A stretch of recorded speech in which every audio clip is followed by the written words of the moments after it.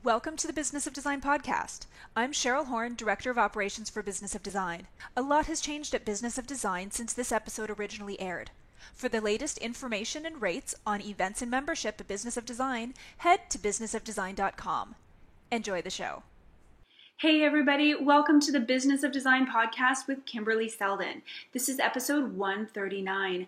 Kimberly is currently away. She's just wrapping up a much-deserved holiday. So I'm Cheryl Horn, I'm Director of Operations for Business of Design.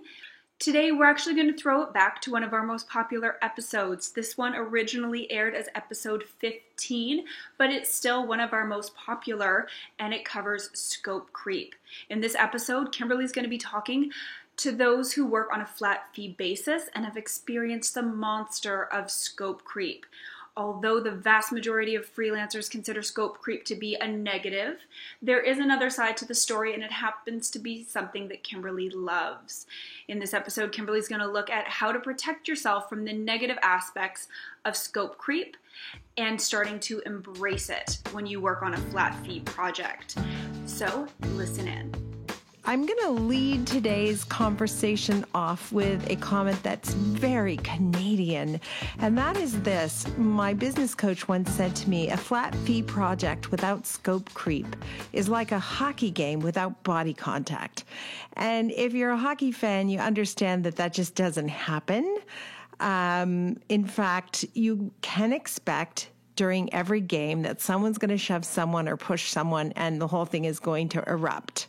So her comment was meant to remind me that I should anticipate and expect and be prepared for scope creep rather than fight it. It's coming. You know it's coming. It happens all the time. So why is it that every time it happens, I act like someone sideswiped me?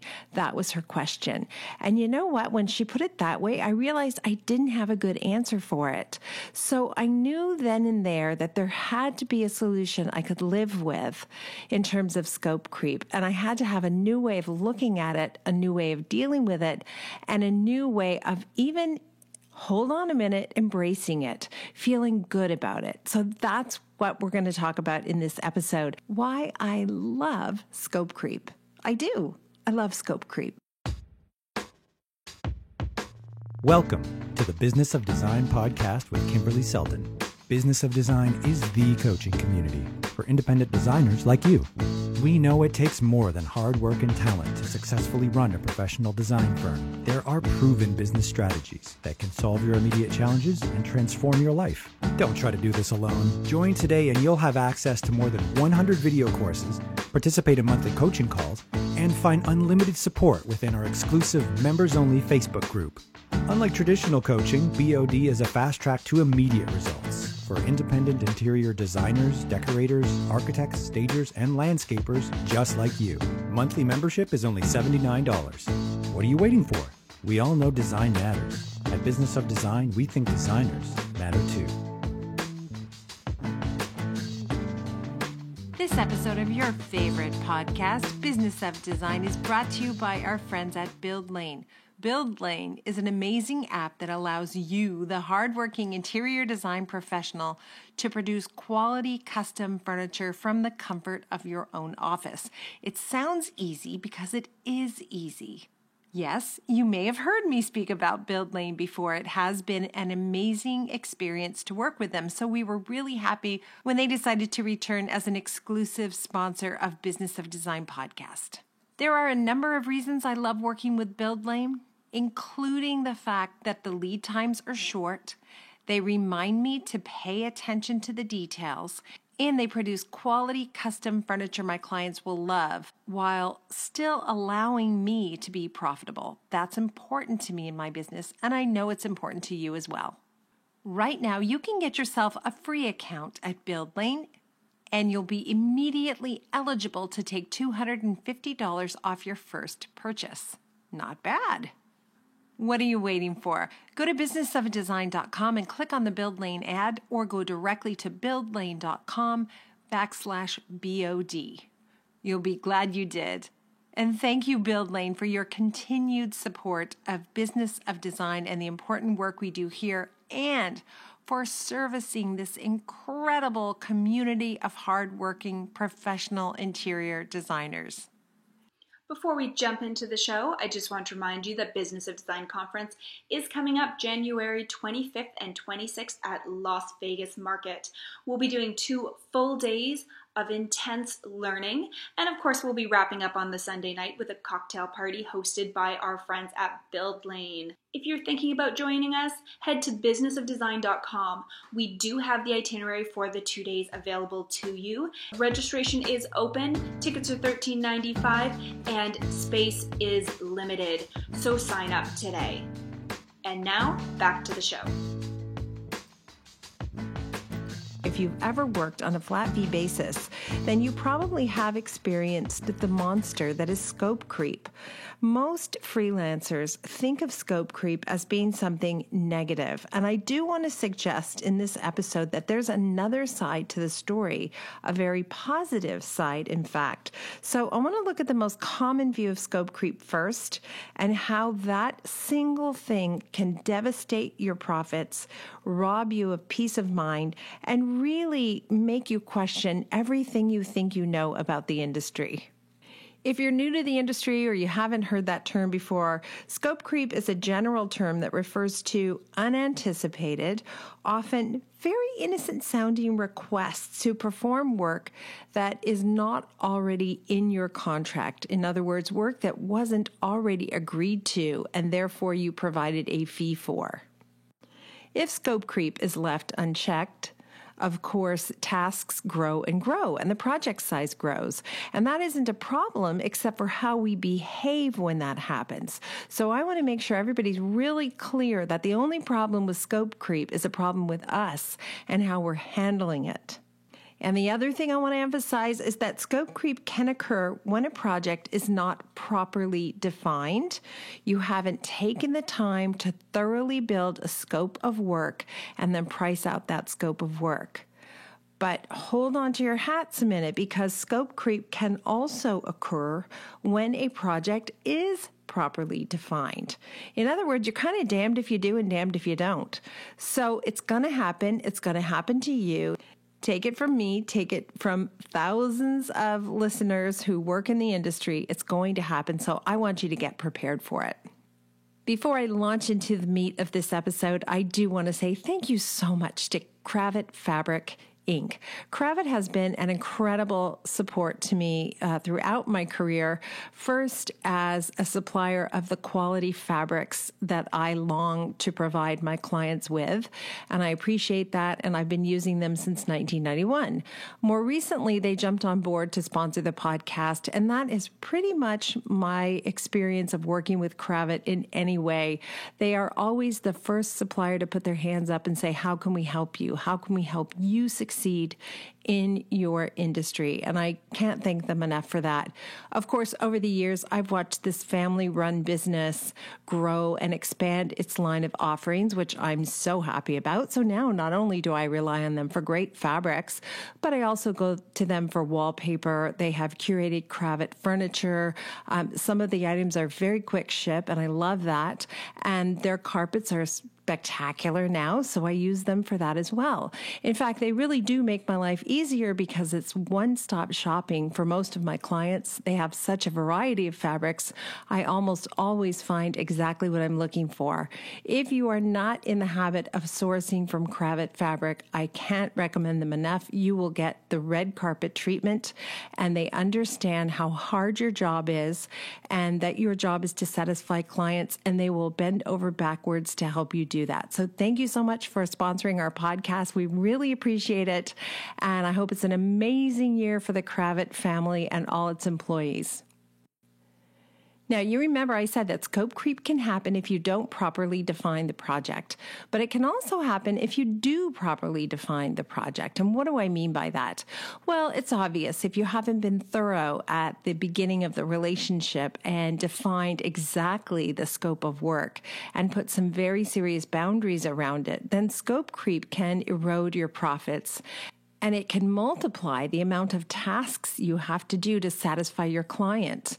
If you're not careful and your contract is not worded properly, you may find yourself in a position where you are working an incredible number of hours and unable to recoup any of those fees. So it is an important thing to think about, and it's something that I think is worth talking about at length. Now, even if your documentation is sound, let's say you have done a thorough estimation of the scope of work at the consultation, and then if you're like me, at trade day, you verify that scope of work and you've been extremely thorough about it. Scope creep can happen anyway. And some people say, well, that's ridiculous. Then how can I possibly protect myself from it? And the answer is you don't really need to protect yourself from scope creep, but you do need to have some firm policies around how you bill for it when it happens, and it will happen. Too often, I hear interior designers talking amongst themselves about scope creep, and typically they will attribute it to a client who is pushy or greedy or grabby. In other words, the designer has done her very best to make sure everything has gone perfectly and smoothly, but the client keeps asking for a little bit more here and a little bit more there. My experience of scope creep is that is not typical. What is much more likely to happen is you have a client who's extremely invested in the outcome of the project and they want it to go really well. And so they begin to ask questions about some of the details. And let's be honest, sometimes some of the details are missed. We're busy. We have multiple clients. We talked about some things but didn't talk about others. And I'll give you a really easy example. Let's say you are painting the interior entrance door. It's going to be a beautiful dark charcoal, high gloss, elegant, and you're excited about it. And the client says, wow, that's really going to be pretty. And now when the doors open, you're going to see the outside of the front door. In other words, the view from the street that you would normally see. Once that door is open, you're going to see it in the foyer, and that's going to look really tired. So are you painting that as well? And the answer is, gee, I didn't think of that. But you're not going to say that to the client. So you're going to say, oh, absolutely. I think we should freshen that up as well. Right there, you have the beginning of scope creep. And are you going to say something to the client about it right then and there? Are you going to say, you know what, you're absolutely right. I didn't think of that, but I do think we should paint the front door. Let me get a quote and I'll add it to the list. If you say that, and then you follow that up by billing for the extra time it takes to get that quote and add it to the list, then you've done everything you can to make scope creep work to your favor. More often than not, what happens, though, is we say, oh, yes, of course I'm going to do that. I didn't miss a thing. Of course I thought of that, and I'm going to include that. Don't you worry about a thing. And that wouldn't be so bad if the only bit of scope creep were the outside front door and you thought, gee, this is a great project. I'll just throw it in. But that is never the only thing. There's always a list of things. Scope creep can be subtle, it can be overt. Most of the time, I find, is quite innocent. Typically, you're working with your client, everything is going great, and then your client will ask for a little something extra. And the client either thinks the additional task isn't extra, quote unquote, it's part of what you already agreed to, or she doesn't realize her request is asking for more than what was originally agreed upon, or she's well aware that it's extra, but she hopes you'll squeeze it in anyway. And I want to look at each one of those scenarios in turn. The first scenario where the client doesn't think this is actually an extra, and in fact, she thinks it's what you've already agreed to. I'm going to use the example that I use in my book, Volume 3, Win the Flat Fee Game. It says that you're redecorating your powder room, and one day your client sends you an email asking if you can switch to wallpaper. Initially, you talked only about paint. Now, the paint color's been selected, it's been approved, the painter's fee has been added to the estimate, estimate and everything is agreed to. Then suddenly this switch to wallpaper. It's a new development. Now you need to source the paper. You need to get the client's approval on the paper. You're going to order the paper. You're going to get a quote on the wallpaper installation. You've got to get the client's approval on the cost of the paper and the installation. And you're going to ask the painter to requote his fee because he is no longer painting the walls. He's just painting the trim and the ceiling. Now you've also got to arrange for the paper hanger to be on site at the time. And it can't be when the painter is there because they'll be bumping into each other. So are you really likely to describe in detail the amount of work it's going to take to switch from paint to wallpaper with your client? My guess is probably not. You do this all the time, but given enough of these scenarios, we start whining a little and complaining to ourselves, and we feel taken advantage of. And instead of saying to the client, I'm absolutely happy to switch to wallpaper, but here's all the things that need to happen in order for that to come about. And naturally, that's going to be outside of the scope of work now. So I'm going to bill you extra for that. Instead of saying that, what most of us say, and I'm going to throw myself into this as well, really, when I started out, what I would have said is, okay, no problem. And I would have done the extra work and I would have told myself it really didn't matter. She's so wonderful. It's a great project. The wallpaper is going to look great, et cetera, et cetera. But mount those tasks together and suddenly you have an extra 72 hours of work that you're just not getting paid for.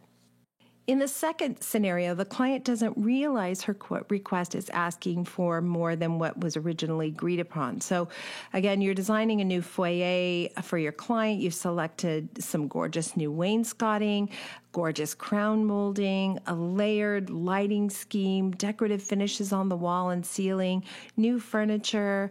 And one night the client comes home from work and asks when you're going to be painting the exterior of that front door.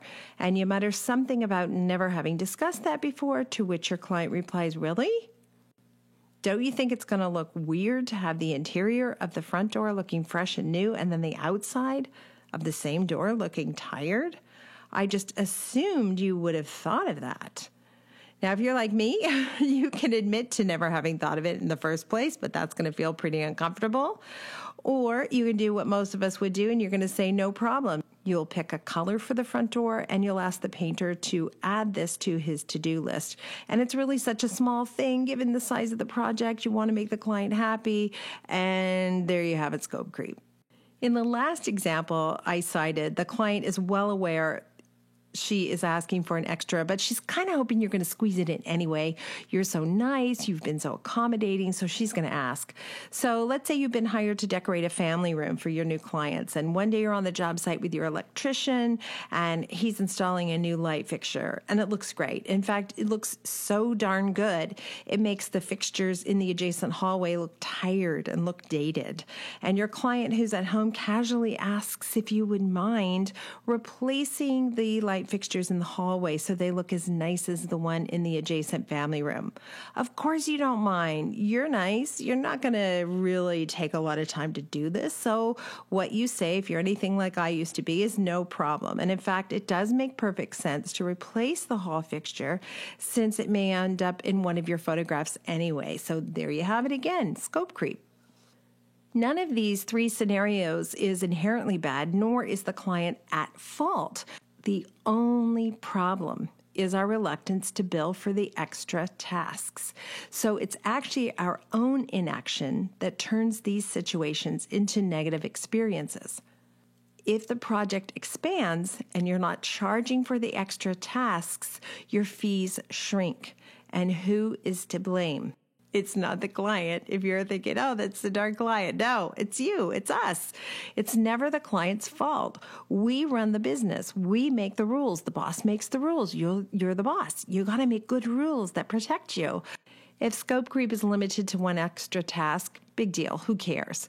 Unless, of course, what happened to me might happen to you. And that was the scenario I used where we were doing the family room. She asked us if we would get some extra lights for the hallway. We did. And one of the lights in the hallway had a serious manufacturer's flaw. And it blew the power on the electrical panel, short-circuited the light fixture, and it took about 15 hours for me to get that all corrected. And because I was new, because I was just starting out, I wasn't billing for that extra time. And I ended up feeling very taken advantage of when in fact I was the one who set the problem in motion by agreeing to do something outside of the scope of work. And this is really important. If you do not bill for the very first little extra task, it's going to be harder to bill for the second extra task. And I know exactly what's going to go through your mind because it's what goes through my mind as well. It's just a little thing. It's going to make the project so much better. I'm just going to throw it in. But every single time I have ever done that, and I've done it plenty of times, believe me, for it to be painful enough to talk to you about it. Every single time I've done that, I've lived to regret it because the next time there was an extra, it was more difficult to bill for that task. And in some cases, I did bill for the second task and the client complained, well, you did the other thing and you didn't bill me extra. I just assumed some extras were part of the deal because it's so expensive to decorate and renovate. And very few of us have a good comeback for something like that. What it requires to be successful in this business is discipline. And discipline comes in the very first time there's an extra task. So what do I do when there's an extra task? First of all, I let the client know immediately, I would love to add that to the list. I'm really excited about it. No problem. If it's something really, really little, for example, if it's a switch, let's say it's what I referred to earlier and the client has asked to switch from paint to wallpaper in a powder room. I am happy to do that. In fact, I think that's a great idea. It's going to make the project look so much better. If the client asks me face-to-face or in an email, I very likely will say that's terrific. I'm going to add that to the list. I'll do the following things. I'll get you the new paper. I'll get you the new price. We'll make it happen. And I will remind them that that is outside of the original scope of work because we've already passed the point where we have done revisions. And I just let it sit there. I don't make a lot of excuses. I don't add 72 paragraphs explaining that it's really hard to make a living as a service provider. I just state the fact. If it's even smaller, if it's a tiny, tiny little task, likely I wouldn't even mention it. I'd say no problem. And on the next bill, I would separate out the time it takes to do that task. And I would say 15 minutes to do the following change of scope item, and I would bill the client, and the client might ask me, hey, what's this 15 minutes for? And I could explain, do you remember when you asked me about painting the front door on the outside? I had to pick a color, I had to call the painter, so that's the time it took to do that because that's additional scope of work. And the client might be a little bit unhappy about it. That's the thing you have to be prepared for. The client might say, oh, I didn't realize that was going to be extra. And then my job is to just be quiet. I don't have to explain. It's very clear in my contract that the scope of work is provided and agreed to. And if anything occurs outside of that scope of work, I'm going to bill for that time. The client's already signed the contract. I've already read the contract through with the client at the consultation. They're well aware of that policy, and I can remind them of that policy. And I just hold firm. And the client will pay that bill for 15 minutes. And then something incredible happens. Now the client has more information. The client is fully aware that everything outside the original scope of work is going to be billed for, and it makes them aware before they ask to add additional tasks that that's what's going to happen. So one of two things can happen. The client will never ask you to do another thing outside the scope of work, and that's possible, but it has never happened to me. What has happened is the client asks us to do many things outside the original scope of work with the understanding that we're going to be billing extra for those things. But they see the value in adding those tasks, and they see the economy of time and even the economy of money by adding them to this ongoing list because they're going to be finished in a more timely fashion. Do I love having conversations about scope creep? No, I really don't. I can't say even now that I enjoy having them. However, I know if I will tackle the issue head on and I will have that first slightly uncomfortable conversation, I will never have to have another one. And if I don't, I'm going to be dealing with that on an ongoing basis throughout the project, which becomes more and more uncomfortable as I get more and more resentful. I said off the top of the show that scope creep didn't have to be negative, and I really mean that. My own experience of scope creep, and I bet if you think about it, yours too, reveals that typically scope creep occurs when a client begins to get comfortable with us. They see that we show up on time. They see that we have integrity. They see that we do exactly what we say we're going to do. And so they add things to our to-do list. Yes, the process of renovating, remodeling, decorating is expensive, but clients see the value in it. And so they think if I'm already in for a big chunk of money and I'm getting the kitchen done, I might as well do the powder room at the same time. I see that Kimberly's here every day. She works very hard. I'm just going to add this to the list. And no, clients don't like how expensive renovating, remodeling, etc. is. We don't either when we're the consumers, right? But they do want it done, and they appreciate the experience of living in a home that's beautifully appointed. I now like to look at scope creep as an indication that the client's trust in me is growing. They realize I can do the job and they want me to succeed in the work that I do. So they will add many tasks to the list. Sometimes the list doubles. Recently I did a presentation and I'm always sort of shocked when we do a full presentation and I see how expensive it's going to be. In this case, we had worked with the clients before. We had done a big renovation of their country house, and this was their city house. And it was half done, and it had been half done for a long time. So my thinking was it was going to be fairly reasonable to get it to the finish line. But of course, once you add everything up, fairly reasonable becomes, oh my goodness, that's a lot of money. So I did the presentation. It was well over $200,000. I was sure the clients were going to say, we're going to do part of it, but we need to pull back on some of it. And instead they said, yeah, let's do it. Let's do the whole thing. And following the meeting, my client sent me an email and said, Jim and I were talking and we want you to add the patio off the side of the house to the project. We want you to add the backyard furniture as well and go ahead and tackle the kids' bedrooms. I'm not going to have time. So I think she just about doubled the scope of the project by adding those things. And that's just, again, an indication to me that she realizes her time is valuable. She works hard. He works hard. They want this done, and they know I'm going to get it done in a timely fashion, and they're going to be able to love it and enjoy it for many years. So I look at scope creep in that case as being a real vote of confidence, and I appreciate it very much. Remember that renovating and decorating and remodeling and all of this stuff can be very scary to clients. They haven't done it as many times as you have done it, or they have done it quite a few times but never had a great experience. They've worked with people who haven't taken good care of them, who have charged more than they said they were going to charge. So they come at it with a bit of skepticism. And my experience is the more firm I can be about the rules that I need to run a business model that delivers on time and on budget, the more firm I can be about those things, the more the clients will ultimately relax and enjoy the process. I never have a client say to me, wow, you are so inexpensive. That's amazing. I don't think that would ever make me happy to be thought of that way. I don't want to be the cheapest. I do think it's a service that's worth paying for. And so I'm looking for those clients who are looking for a certain amount of value and are happy to pay for that value. So the whole question of scope creep comes down to us. Do we have the capacity to really be disciplined when it comes to billing for those extra tasks? Can we see it not as a client who's trying to get away with something and trying to make us do something for free? Instead, as a situation where the client is only trying to make sure her project or his project turns out really, really well. They're excited about it. They might be anxious about it. But in any case, scope creep is typically a moment where you have an opportunity to educate them about how it is you do what you do. And I always refer back to my contract and the original scope of work if there are any questions. And I say, this is just how we do business.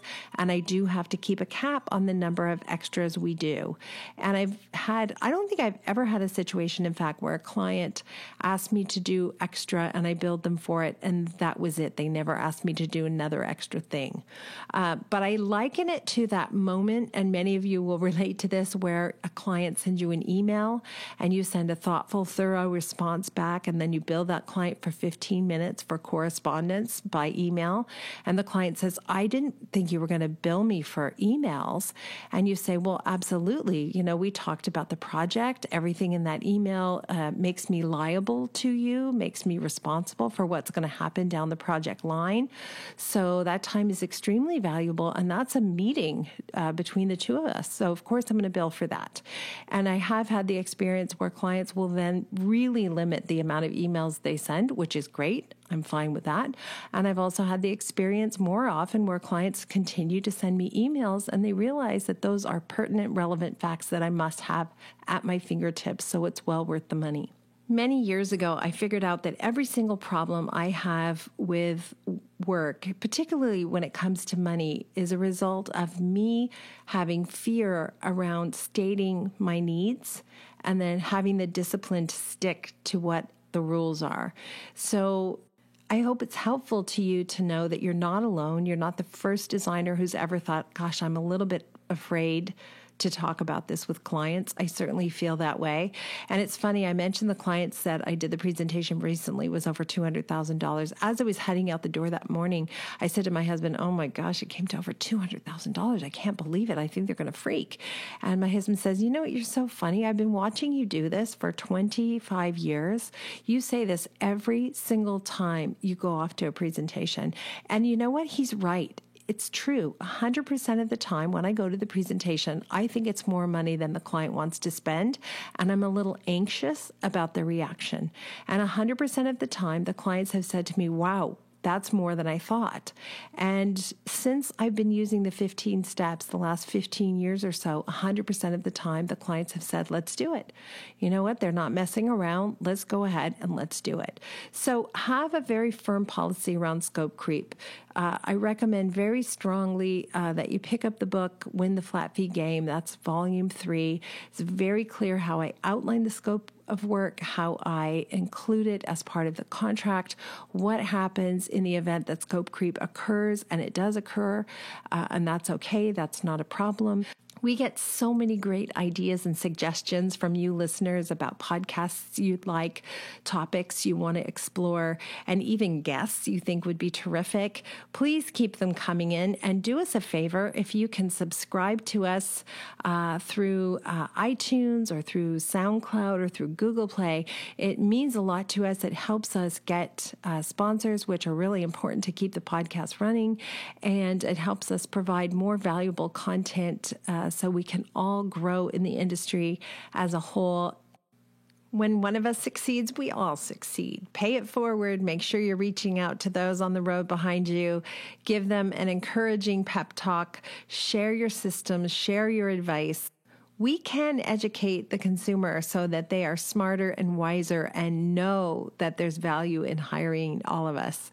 And there's plenty of work out there for all of us too. So I want to thank you for your support. It means a lot to us here at Business of Design. We can't do this work without you, and we appreciate your enthusiasm and showing up week after week. If you're not a member yet, I'm just going to blatantly ask you to please join the community. You can take advantage of over 100 courses and webinars that we provide on a monthly basis. And of course, if you're just new and you want to dip your toes, you can become a free member. And we love you too. We understand that sometimes you're just not in a position to make that purchase and become a monthly or annual member. That's okay. We know that some of you will convert at a later date. And in the meantime, it's just great to know that I'm not alone. So I want to thank you so much. Thank you for being a part of the Business of Design community. If you love what you hear on the podcast, take the next step by signing up at businessofdesign.com. As our thank you, you'll gain access to Business of Design's 15-step project management strategy, a free introductory course which includes 3 Business of Design systems you can implement for immediate results. And when you're ready for success, a Business of Design membership, monthly or annual, will dramatically improve your business and your life. What are you waiting for? Together we will achieve extraordinary results. Start today.